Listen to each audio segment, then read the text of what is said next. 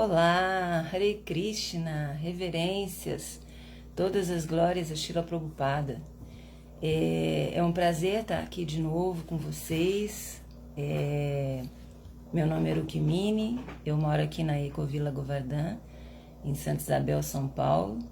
E mais uma vez estamos aqui para fazermos mais um estudo em conjunto do Purana Imaculado dos Vedas, a encarnação literária de Krishna, o Srimad Bhagavatam. O estudo de hoje refere-se ao canto 3, capítulo 14, e a gente vai ler muitos versos, a gente vai ler dos versos 13 ao 17. Mas como os comentários de Srila Prabhupada são pequenos, acho que a gente vai ter condições de fazer isso daí legal, tá bom? É um prazer estar com vocês aí do Rio de Janeiro. Então, vamos começar esse estudo que é extremamente interessante, né? Desse capítulo que é intitulado A Gravidez de Diti ao Anoitecer. Ontem, o Prabhu Guneshwara deu uma aula esplêndida, muito legal, falando sobre Diti, e ele tem um conhecimento védico incrível, então foi maravilhoso realmente, né? Eu peço desculpas porque realmente não estou à altura do Prabhu Guneshwara e nem desses grandes devotos mais antigos que eu fico impressionada, né? Que eles têm tanto conhecimento sobre o Srimad Bhagavatam e a Bhagavad Gita também. Então, meus queridos, vamos começar. Om Namo Bhagavate Vasudevaya. Om Namo Bhagavate Vasudevaya. Om Namo Bhagavate Vasudevaya. Então, canto 3, capítulo 14, versos dos 13 ao 17. Eu vou fazer a leitura total e aí depois a gente vai conversar sobre cada um dos versos, os pontos mais importantes e vamos fazer as reflexões depois finais, tá bom? Então vamos lá. Verso 13. Purapitanu Bhagavam Dakshodurhitri Vatsalaham Kam Vrinita Varam Vatsa Iti Aprachatana Pritak. Tradução e significados dados por sua divina graça, Srila Prabhupada. Jaya Srila Prabhupada. Muito tempo atrás, nosso pai, o opulentíssimo Daksha, que era afetuoso com suas filhas, perguntou separadamente a cada uma de nós a quem preferíamos escolher como nosso esposo. Significado. A partir deste verso, parece que antigamente o pai permitia à filha que esta escolhesse livremente um esposo, mas não que se associasse livremente com o provável candidato. Pedia-se separadamente às filhas que manifestassem sua escolha de um esposo que fosse famoso por seus atos e personalidade. A escolha final dependia da decisão do pai. Verso 14. Saviditvatma janam no bhavan santana bhavanaha trayodasha dadatasam yastishilam manuvrataha. Daksha, nosso pai bem-querente, após conhecer nossas intenções, deu a mão de 13 de suas filhas a ti, e desde então, nós todas temos sido fiéis. Significado. De um modo geral, as filhas eram demasiadamente recatadas para expressar suas opiniões diante do pai, mas o pai costumava aceitar as intenções das filhas através de outra pessoa, tal como a avó, a quem as netas tinham livre acesso. O rei Daksha apurou as opiniões de suas filhas e, assim, deu a mão das 13 a Kashyapa. Todas as irmãs de Diti eram mães. Portanto, como ela era igualmente fiel ao mesmo esposo, por que deveria permanecer sem filhos? Verso 15. Atame kuru kalyanam kamam kamalalochana artopasarpanam bumam amogam himahiyasi. Ó pessoa de olhos de lótus, por favor, abençoa-me satisfazendo meu desejo. Quando alguém aflito se aproxima de um grande homem, suas súplicas nunca devem ser em vão. Significado. Dite bem sabia que seu pedido poderia ser rejeitado por causa da situação inoportuna, mas alegou que, em casos de emergência ou em condições aflitivas, o tempo ou a circunstância não são levados em consideração. Verso 16. Ityam vira marichaha kripanam bahubasinim pratyahanuna yam vacha pravridananga kasmalam. Ó herói, Vidura, Dite, estando assim agitada pela contaminação da luxúria e, portanto, desolada e falando em excesso, foi apaziguada pelo filho de Mariti com palavras adequadas. Quando o homem ou uma mulher são assaltados pelo apetite do desejo sexual, compreende-se que isso é uma contaminação pecaminosa. Kashyapa estava ocupado em suas atividades espirituais, mas não teve força suficiente para rejeitar a proposta de sua esposa, a qual estava aflita daquela maneira. Ele poderia tê-la rejeitado com palavras enérgicas, expressando a impossibilidade, mas não era tão forte espiritualmente como Vidura. Aqui, Vidura é tratado como herói porque ninguém é mais forte em autocontrole do que um devoto do Senhor. Parece que Kashyapa já estava propenso a desfrutar sexualmente com sua esposa, e por não ser um homem forte, ele tentou dissuadi-la apenas com palavras reconfortantes.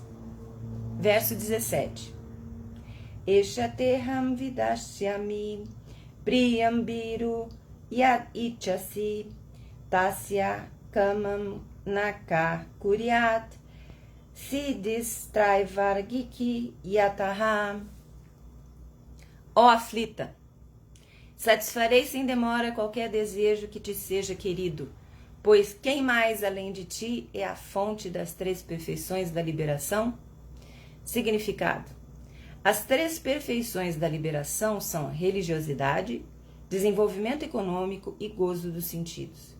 Para uma alma condicionada, a esposa é considerada a fonte de liberação, porque o serviço que ela oferece é para a liberação última do esposo. A existência material condicionada baseia-se no gozo dos sentidos, e quem tem a boa fortuna de conseguir uma boa esposa é ajudado por ela em todos os sentidos. Se alguém está perturbado em sua vida condicionada, fica cada vez mais emaranhado na contaminação material. Uma esposa fiel deve cooperar com o esposo na satisfação de todos os desejos materiais para que ele possa então ficar confortável e executar atividades espirituais a fim de alcançar a perfeição da vida. Se, contudo, o esposo é progressivo no avanço espiritual, a esposa, sem dúvida, compartilha de suas atividades. E assim, tanto o esposo quanto a esposa ganham em perfeição espiritual. Portanto, é essencial que as moças, bem como os rapazes, sejam treinados para desempenhar deveres espirituais, de modo que, no momento da cooperação, ambos sejam beneficiados. O treinamento do rapaz é brahmacharya e o treinamento da moça é castidade. Uma esposa fiel e um brahmachari espiritualmente treinado formam uma boa combinação para o avanço na missão humana.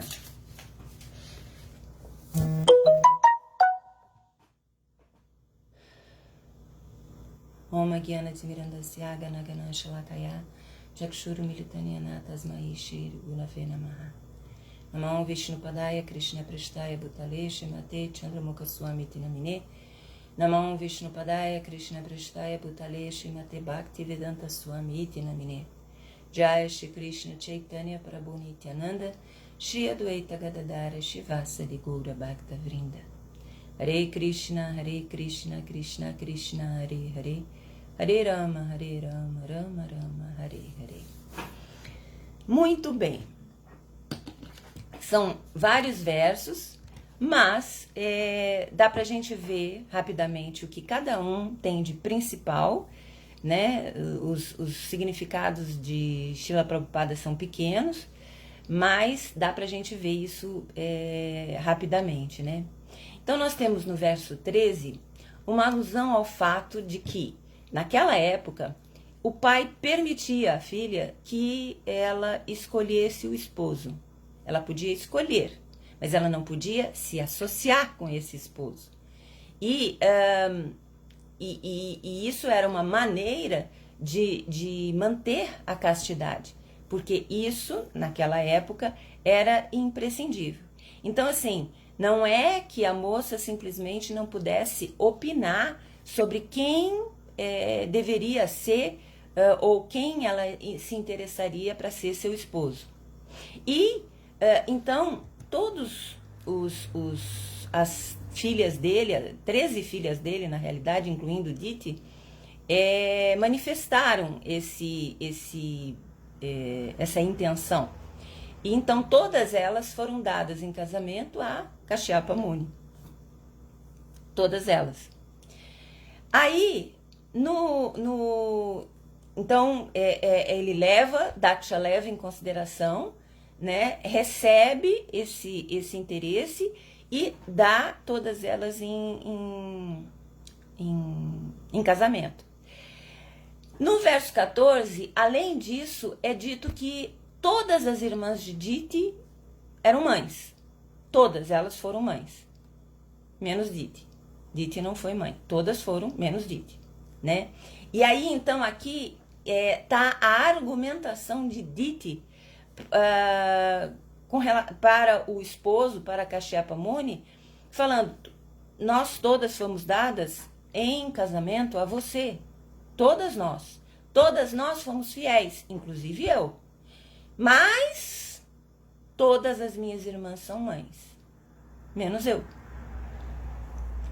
Então, essa é uma argumentação de Diti que diz assim: como que todas são igualmente fiéis a você, por que deveria eu, Diti, permanecer sem filhos?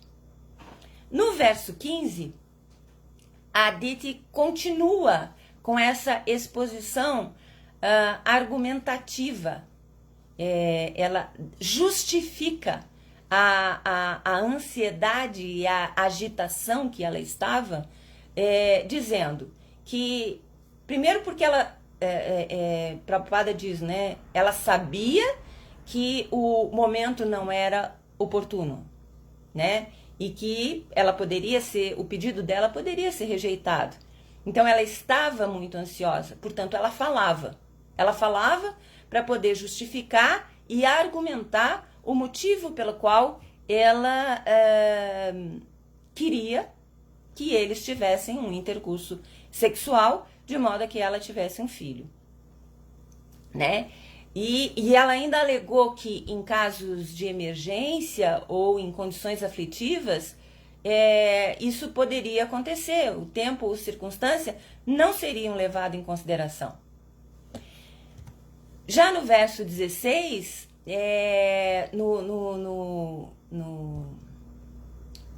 nos comentários, Prabhupada fala que quando uma mulher ou um homem é assaltado, o termo é esse, assaltado pelo apetite, pelo desejo sexual, isso é compreendido como uma contaminação pecaminosa. Mais um motivo pelo qual Diti tinha que se justificar. E ela se justifica o tempo inteiro, né? Então, Kashyapa estava cumprindo com as suas atividades espirituais. Ele estava cumprindo com seus deveres espirituais. E é muito interessante porque Prabhupada diz, ele não teve força suficiente para rejeitar a proposta da sua esposa. Ele colocou que ali não era um momento oportuno, ele faz isso nos versos seguintes, né? Mas ele não tem força para agir com rigidez, com dureza. Não, isso não, hoje não, nós não podemos, o momento não é oportuno, o Sr. Shiva está aí passando com os fantasmas e isso não é um momento oportuno para termos um intercurso sexual, né? Ele poderia ter utilizado palavras enérgicas, mas Prabhupada diz, ele não era tão forte quanto Vidura. Vidura, aqui nesse verso, é visto como um herói, porque ele tinha um autocontrole maior que Kashyapa Muni. E Kashyapa Muni não teve. Ele fez essas colocações de uma forma não tão enérgica, né? Então, Prabhupada diz, parece que ele estava propenso também a desfrutar sexualmente com sua esposa. E não resistiu e tentou dissuadi-la com palavras reconfortantes, né? Já nesse verso 17, o último daqui, tem uma parte que é muito interessante, porque aqui a gente tem algumas nuances específicas que fazem bastante diferença. Para uma alma condicionada, a esposa é uma fonte de liberação. Por quê? Porque ela oferece o serviço que o homem precisa para o seu processo de desenvolvimento, de progresso espiritual, né? Porque a vida material, ela é baseada em gozo dos sentidos. Se você não tem uma esposa e, de certa forma, essa esposa seja capaz de ajudá-lo a controlar o gozo dos sentidos, fica difícil para o homem se manter numa posição mais pura e não contaminada. Então, o homem é ajudado pela esposa quando esta é treinada, né? E Prabhupada diz, ela é casta. E com essa ajuda da esposa, ele consegue força suficiente para desenvolver as suas atividades espirituais.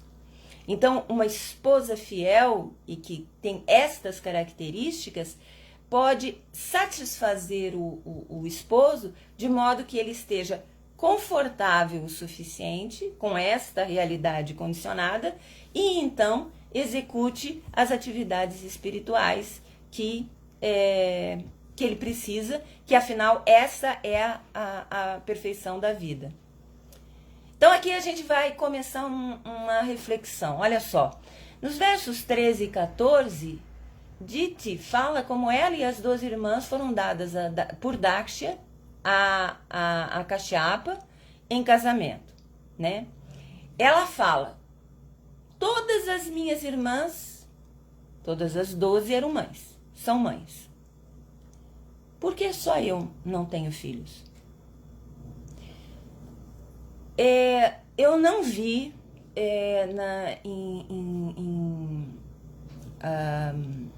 nas escrituras, nem Prabhupada falando, nem algum devoto, levantando a questão da inveja nessa passagem. E aí eu levanto um questionamento. Por que eu levanto este questionamento? Porque do ponto de vista da psicologia, e eu não tenho como pular isso, porque é isso que eu sou mesmo, né? Do ponto de vista da psicologia, há uma interface, há uma relação entre luxúria e inveja. E qual é essa interface? Qual é essa relação? O desejo. Tanto a luxúria quanto a inveja por detrás está um desejo não satisfeito, um desejo não realizado ou ainda não realizado. Então, nós temos aqui, do ponto de vista psicológico, um aspecto que faz com que Diti tenha essa questão da inveja e da luxúria interligadas, né? Essa relação entre luxúria e inveja, ela é bem complexa, mas muitas tradições e a psicanálise, por exemplo, veem essas emoções muito interligadas. Não significa que uma seja causa da outra necessariamente. Uma pode influenciar a outra em determinados contextos. Então, em algum momento, a luxúria pode levar à inveja e em outros momentos a inveja pode levar à luxúria. Eu estou falando tudo isso em termos psicológicos. E eu acho que é muito interessante quando a gente consegue fazer esse levantamento, porque traz isso tudo para uma realidade nossa, né? A gente é ensinado e é treinado no movimento Hare Krishna com relação à questão de sentidos, gozo dos sentidos, luxúria, né? Na Bhagavad Gita fala, luxúria leva a ira e tudo mais. E isso é bastante interessante, essa correlação, né? Então, uma influencia a outra e isso vai gerar o quê? Luxúria e inveja, frustração e descontentamento.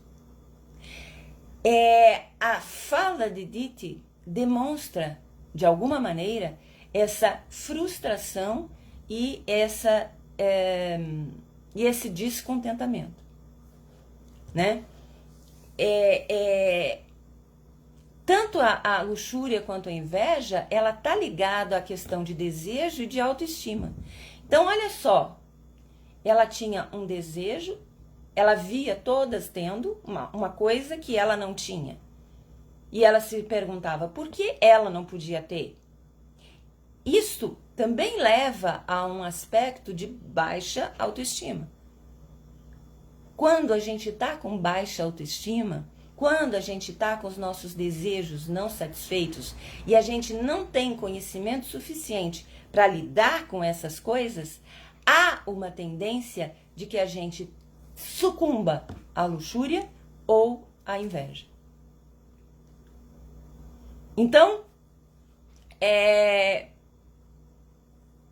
muito interessante a gente ver essas questões dessa história do Bhagavatam, puxando para as nossas realidades, né? Para como a gente reage. Eu lembro que quando eu atendia, muitas pessoas diziam, não, inveja, eu nunca sinto inveja, eu nunca senti inveja. E meus professores diziam, aquele que diz que nunca sentiu inveja é um grande mentiroso. Porque em algum momento você desejou algo que você viu em alguém e que você não tinha. É por isso que tem manequins que mostram as coisas e você quer ficar como aquele manequim, né? E aí você quer aquelas coisas por causa disso. Então, não existe alguém que nunca tenha sentido inveja. O grande problema não é sentir a inveja, é se deixar sucumbir pela inveja, é se deixar levar pela inveja. Porque se você se estrutura na inveja, então você é uma pessoa invejosa. Agora, se você enxerga e você diz, opa, eu estou sendo invejosa nesse ponto, você tem a chance da reconstrução daquela situação. E aí você tem a chance de se curar dessa sombra da inveja, dessa sombra do egoísmo que é a luxúria. Então, essas emoções estão interligadas, né, do ponto de vista da psicologia. E por isso que eu falei, não, eu não vi nenhum palestrante falando e e colocando esse aspecto em evidência, do ponto de vista das escrituras, né? Mas eu acho que é importante e interessante que a gente faça essa reflexão, trazendo o que está por detrás das falas, para que a gente possa se organizar emocionalmente. Então, essas questões, essas emoções, elas nos levam a sentimentos de frustração, ressentimento e obsessão. O Diti estava obcecada, ela queria aquilo. E isto leva essa obsessão a muito sofrimento emocional e a muito conflito interno, né? No caso, Diti ficou atormentada pelo desejo sexual.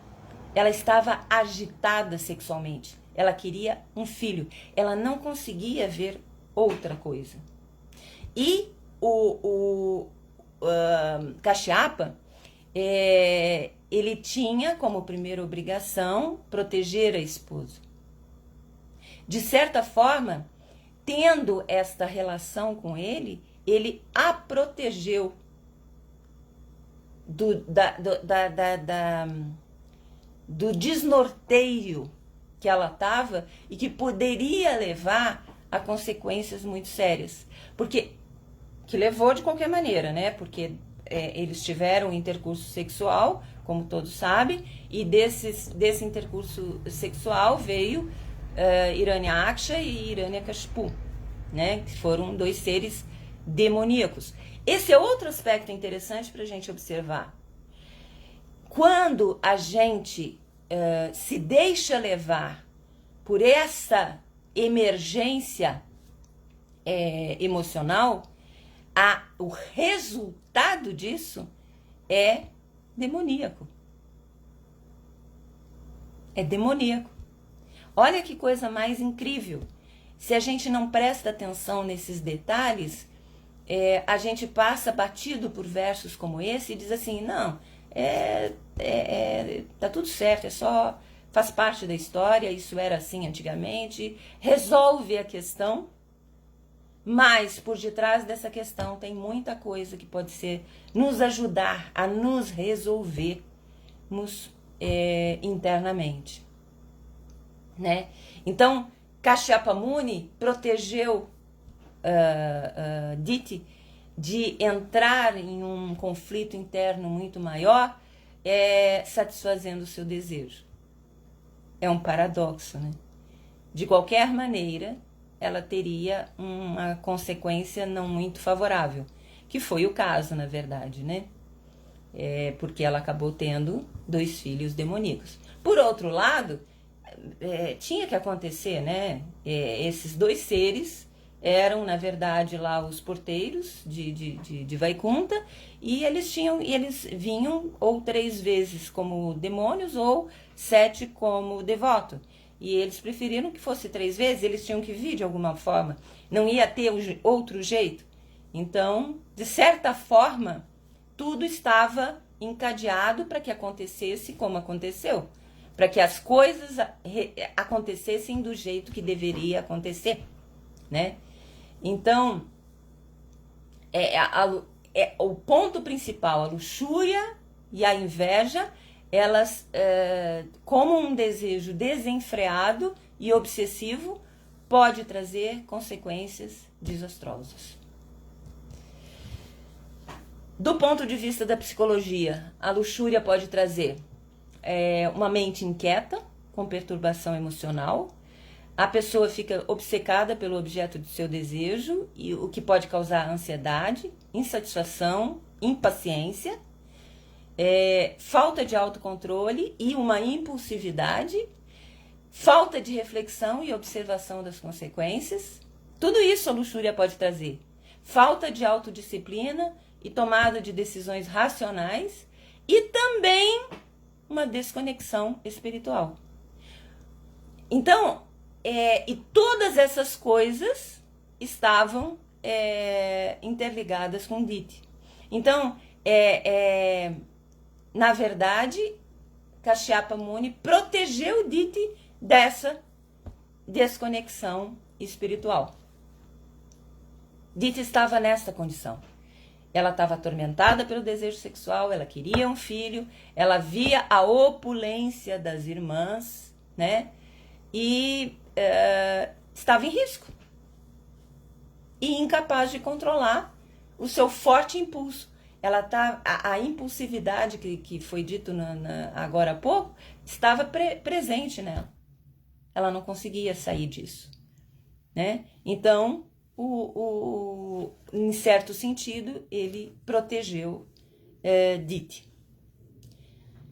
Bom, gente, era isso que eu tinha para colocar desses versos. Espero que de alguma maneira... vamos ver agora os comentários de vocês. Marcos Hanuman, a Bhagavad Gita nos ensina que a luxúria insatisfeita se transforma em ira. Isso, Da ira vem, é um verso interessante, que eu, até se vocês puderem, eu não estou com minha Bhagavad Gita aqui na mesa, mas da ira, como é que é mesmo? Da luxúria vem a ira, da ira vem... né? Esqueci, gente, a sequência do verso. Mas é isso, exatamente. A luxúria vem a ira. As palavras de Prabhupada, no significado, dá essa impressão de que a satisfação material, a priori, ajuda no desenvolvimento espiritual. Não é só a questão de satisfação, porque quando você pensa em satisfação, você pensa em excesso de satisfação. Da ira vem a loucura, isso mesmo. Você pensa nesse excesso, né? Na verdade, aqui nós temos que a pessoa tem que ter esse mínimo materialmente resolvido para que ela possa, então, se entregar à questão do desenvolvimento espiritual de uma forma mais completa, né? Nos dias de hoje, a coisa está ainda pior, porque o sexo está sendo buscado sem o objetivo de ter filhos. E não só sem objetivo, sem o objetivo de ter filhos, mas com o objetivo de satisfação dos sentidos, né? Então, na época de hoje, né, estamos em Kali Yuga, o objetivo do sexo é satisfação pessoal, né? A umbigolatria, é a pessoa buscando a satisfação dos seus desejos, do seu ponto de vista, do seu próprio umbigo.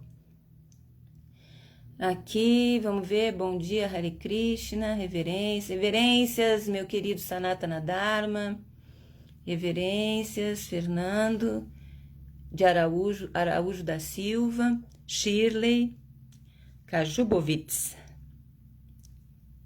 Isso, Ricardo Pinto, reverências, Shirley, reverências para Vioma, Sundarang, reverências, bom dia a todos.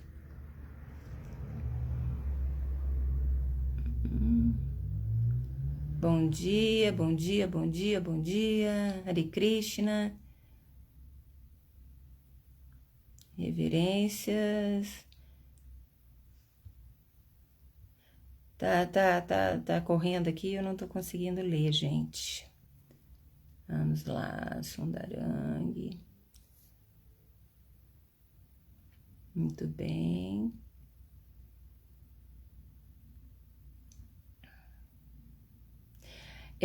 Aqui alguém perguntou se a satisfação material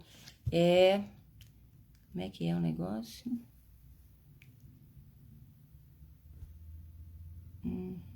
Perdi.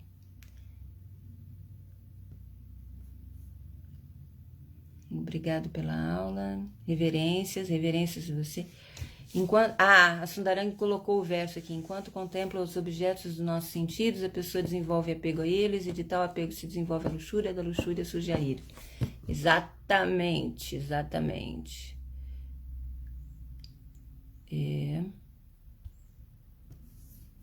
Da ira vem a ilusão, da ilusão a perda da memória, e a perda da memória vem a perda da inteligência, e daí a pessoa cai no poço.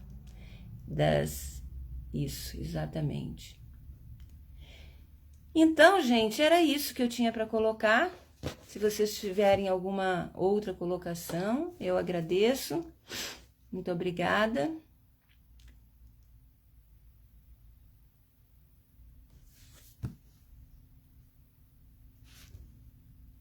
Acho que eu já respondi todas, né? Não sei se faltou alguma coisa aqui. Acho que eu respondi já a todos. Então, pessoal, muito obrigada por essa oportunidade. Todas as glórias a Srila Prabhupada. Hare Krishna. Reverências.